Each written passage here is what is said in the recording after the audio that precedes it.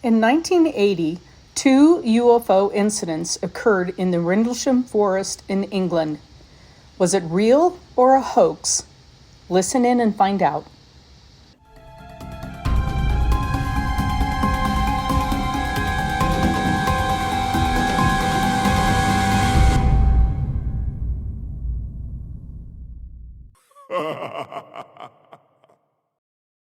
Good morning, everybody. Welcome to another, I'm always forgetting what podcast we're doing. This one's Speaking of Spirits, but I do have Deacon's artwork from Nightmare Road on. Yes. Yes. So anyway, we're doing Speaking of Spirits today. And before we get into it anyway, I wanted to show you, because we're doing a UFO topic, that I have my UFO campground UTV mug from the campground right next to Skinwalker Ranch. So nicest people in the world. Want to give a shout out to them. They're amazing. I got my Bigfoot mug. Yay! I like that one. That's awesome. Yeah. So, and I was watching, I don't know, you guys need to head over, if you're on Speaking of Spirits, head on over to Nightmare Road too, because you and Deacon did a wrestling show for Deacon versus the Dark. Yeah, wrestling conspiracies. Yeah, that was a hoot.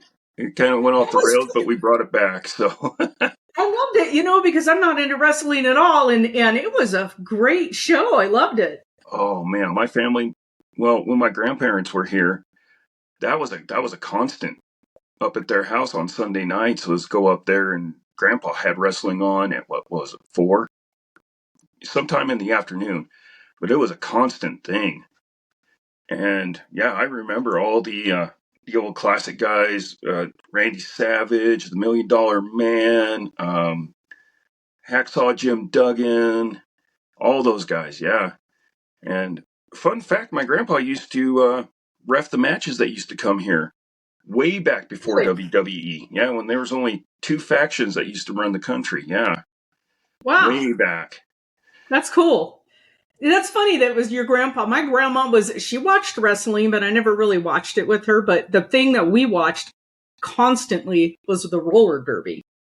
Oh, I remember those. Oh, God, those girls were tough, man. Oh, that was a thing. It used to come and go. It used to be on for a while, and then it would disappear, and then a couple of years later, it would come back. Yeah. It was really big in the late 60s through the 70s. Really a big thing. And then, like you said, I don't know where it went. And then we have a local team here, roller derby girls. So it's pretty cool. I went and saw a live match. Oh God, it had to be like 10 years ago or more. And that was really, if you've never seen a live roller derby thing, a roller derby match, you got to check one out. They're so fun. That's cool. Yeah, I'd like to see it, because they're tough, man. Those girls are really, really tough. I couldn't do it. I can sit on any bucking horse trying to spin me off, and I'm fine. But you put me on a set of skates, and I can't go 5 feet without falling. So, Yeah, you and me both. But speaking of UFOs, did you get that message I sent you about the I need to radio signal that came out? Yeah, I want to take a look at that. Yeah, so we're talking about. I haven't seen it yet, Kelly, but I'm going to definitely dive into that one today and see what's going on. But so today we have supposed to go down. It's supposed to go down tonight. So in the forest of Montana, south of Great Falls. It's really interesting. So what exactly is supposed to happen? Intergalactic dogmen are supposed to come down and land there. Okay. Well, I guess keep your eyes peeled and we'll see if that happens. Dogmen. Okay. If they show up, I'm packing up and I'm leaving. I didn't. So we're talking about a UFO incident today, and we're talking about the Rendlesham UFO incident. And so this is in England at an Air Force base, in the community around the Air Force base and the Air Force base. 2 Air Force bases. It's 2 Air Force bases. Yeah, it's smack dab in the middle of it. So we have the British Air Force base and the American. right? I think, yeah. Yeah. Yeah, they're basically side by side, I think, from what it looks like on Google Maps. So, is that correct? Yeah. Yeah. Yeah. Okay. So, and what do you know that it was December 1980? So we have December 26th was the first sighting. December 28th was the second sighting. But it started on the 26th when the U.S. military people saw strange lights above the forest surrounding the Air Force Base. Yeah, that's correct. Yeah. They reported seeing a red and blue flashing lights and a craft that looked like it was crashing in the forest. They thought it was a downed aircraft. So just to give you a perspective, if for this, you have two runways right here. So these are probably the two bases, right? And then this is really farmed out now. But I imagine in 1980, it probably was a lot more wooded. So this is obviously you can tell fence lines and everything else, but it looks like from the photos that I've looked at from the period 1980, this was more heavily forested. So so we have RAF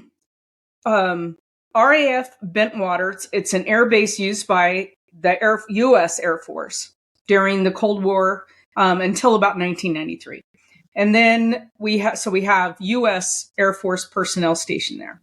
And then you have, is it Rendlesham Air Base for England?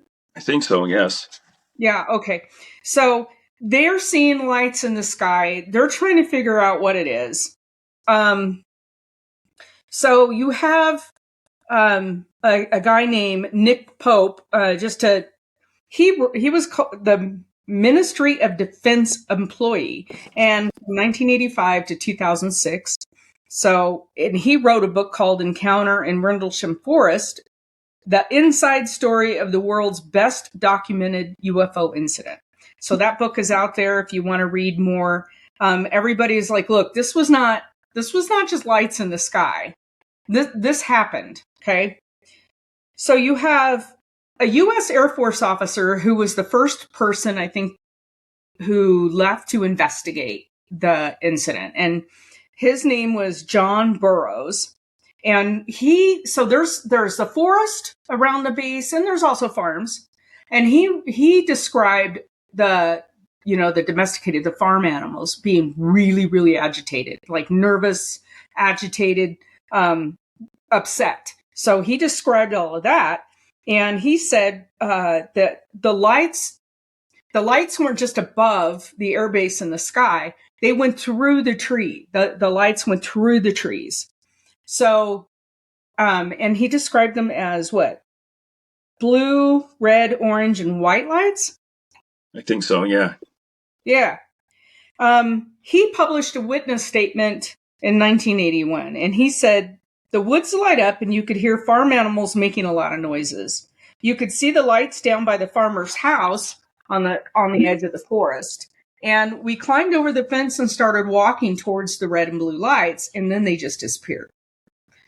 So, then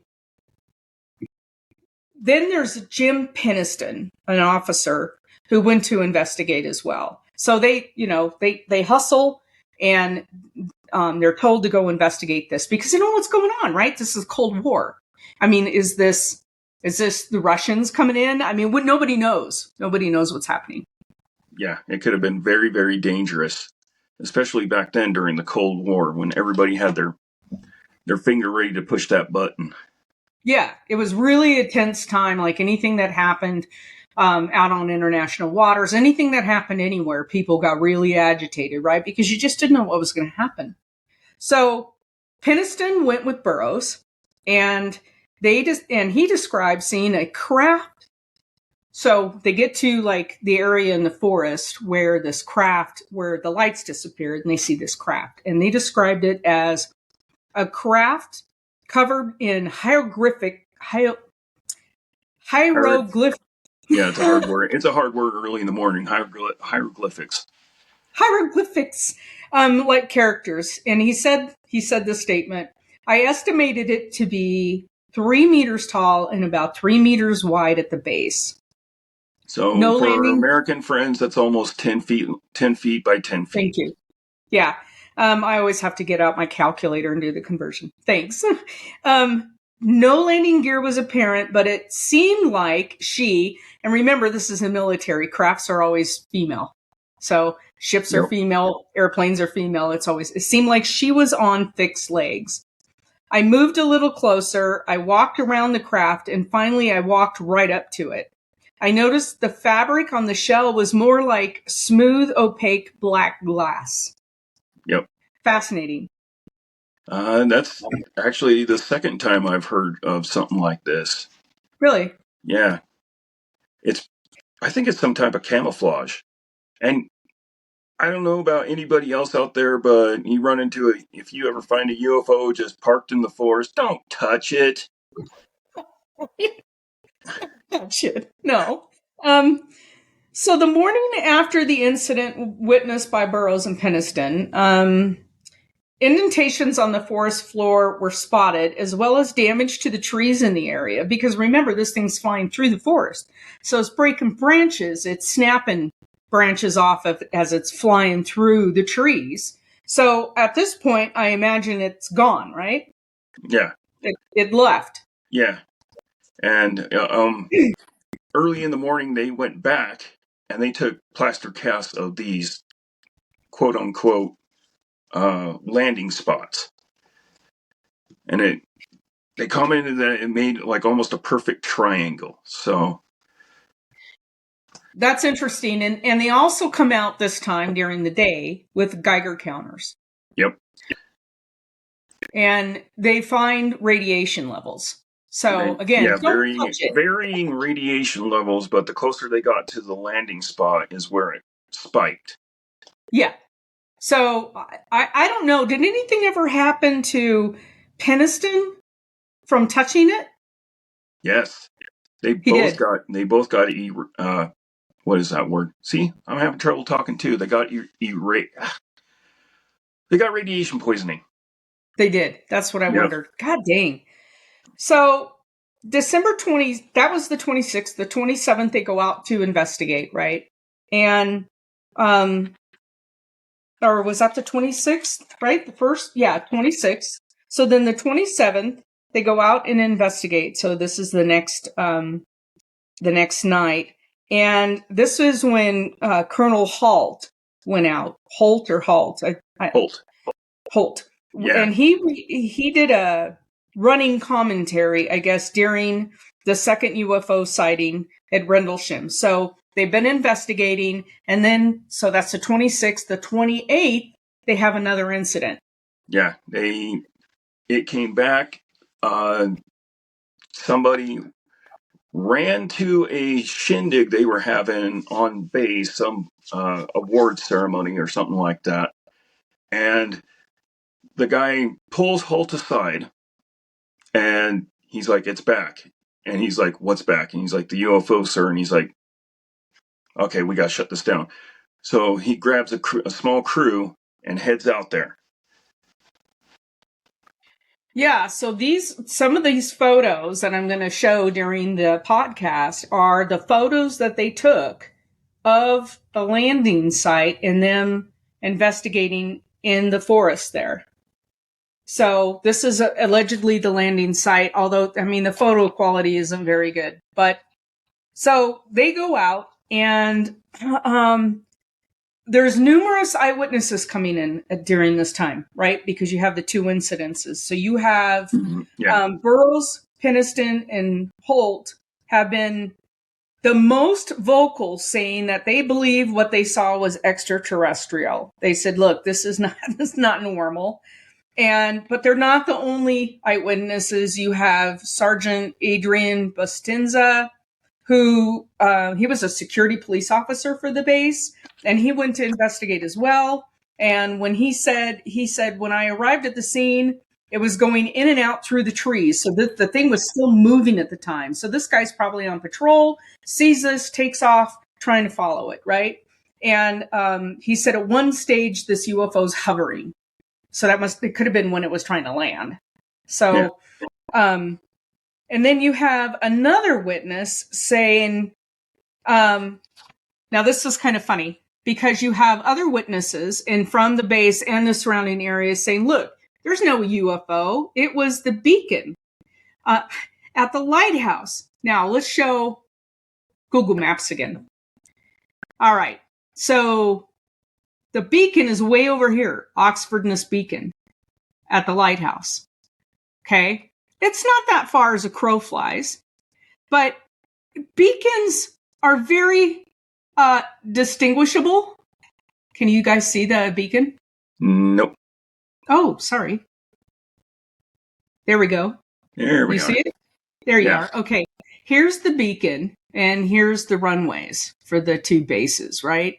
And look, anybody who's been around a beacon, an airport beacon, a lighthouse beacon, it's a strobe that goes around and around. And there's no way that can be confused with lights flying through the forest. And particularly because the beacon light going around, it's on a fixed circular pattern. I mean, how can anybody confuse that? It doesn't make sense. If anybody's been around, what are they called? Canister lights, like a movie premiere or something like that in Hollywood. They spin. They're huge. They're huge. They send just a beam of light in the sky, and they just spin around, and they're stationary. Yeah. Yeah, you can't confuse that with something that's actually almost ground level and moving through the woods. And then hovering up in the sky, and they've got different colored lights. That is not a lighthouse. I'm sorry. Now, if that would have happened now, like right now, today's technology, I would say maybe it could have been a drone. I don't know did we have drone technology in 1980? Maybe. Yeah, you're getting into conspiracy territory now, but I don't think so. But even so, well, I don't know. That's a whole line of did we? Because that falls into the military conspiracy stuff, right? Yeah. So anyway, you have the beacon and you have the forest. And then there was other eyewitnesses that said, look, it was just a lit up farmhouse. I don't know what everybody's talking about. To me, this sounds like people who refuse, like their brain can't handle what could possibly be happening. So they go to something really mundane and write it off and just say, no, it was a beacon. I don't know what you're talking about. I mean, that very well could have been what's happening with these witnesses. Yeah. In the South, they call it, no, you didn't. Yeah. So here's another image that I'm going to show of, oops, sorry guys. Sometimes I do really good at this and sometimes I don't. So I'm going to share this screen again. And here's another picture that shows the depression in the ground of, do you see the leg? Like the bottom? Yeah, left is the depression in the ground from where this thing landed. So it sunk in. It was heavy enough to sink into the ground. So, I mean, forest floors are not hard and compact typically. There's a lot of debris and pine needles and duff on the floor. So it's squishy. It's also December in England. So I'm guessing everything is wet. Yeah, probably. It does wet and squishy. So yeah, it's going to leave a decent impression in the ground. Yeah. So Colonel Holt is saying, look, this is extraterrestrial. Statements from radar operators have recently corroborated Holt's claims. Right? They said, look, Holt went out and he talked to the radar operators, right? Because he's colonel, he's the bird of the base. So they talked to radar operators at RAF Bentwaters near Wadasham Airfield, and they did track this object, but they didn't know what it was. And they said, he writes, Halt, I have confirmation that Bentwater's radar operators saw the object go across their 60-mile scope in 2 or 3 seconds. That's fast. Okay. Yeah. So that's thousands of miles an hour. He came back across their scope again and stopped near the water tower. And then they watched it go on their scope into the forest where we were. Yes. Now, yeah. The radar operators at the time thought it was a prank by the SAS. So they wrote it off. They were just like, it's a fluke, it's a bogey, and they just wrote it off as something strange. But it crossed their radar screen in 3 seconds. Yeah. Well, you see a lot. So with radar screens, you can identify birds, you can identify hang gliders, you can identify a lot. It's just noise on a radar scope, right? It's just noise. So in the control tower and in the radar operations where I worked in both environments in the Navy. You have a scope and it goes out to however many miles you need it that it's calibrated to go out to, right? And birds look like white clutter. It's just clutter, right? But you can see movement. But even when we had jets coming in to the airfield, fast, they're not covering that kind of distance. They're just not. So that's huge. So, later they get to thinking, well, they put the pieces together and they're like, okay, well, what these guys saw in the forest aligns with what we saw in the scope. So then it's not a prank, right? So today they have like this UFO trail. If you go out there, you can hike it, you can get in there and see where this incident took place. And then in 2015, it's kind of interesting that there was a guy that was walking his dog in the forest, and he posted a fresh video of UFO footage again that just happened. So what is it about this area that's drawing activity? I don't know. It's probably something underground, I'm guessing. Or it's, heck, maybe it's just like, I don't know, maybe an airport for them to refuel or something. I don't know. Yeah, I don't know. There's a lot of conspiracy theories going on out there about these incidents, and they don't know.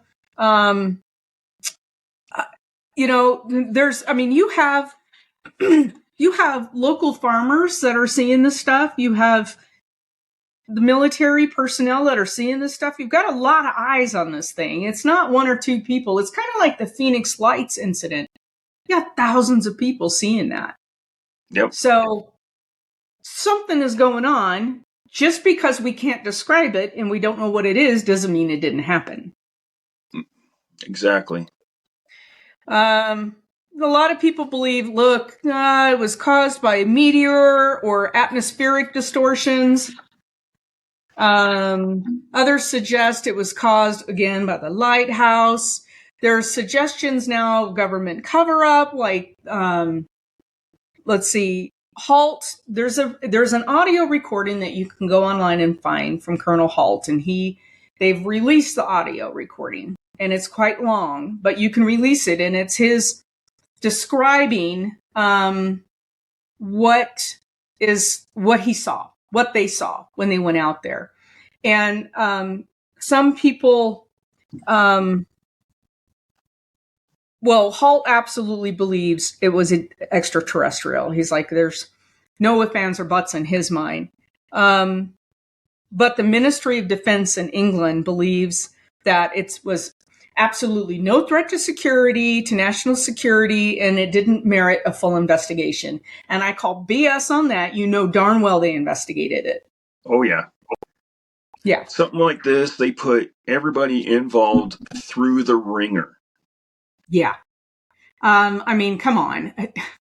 The whole thing is just absolutely ridiculous. I'm going to put up another map so you guys can see locations a little better. Here we go. And so here is how everything's laid out there.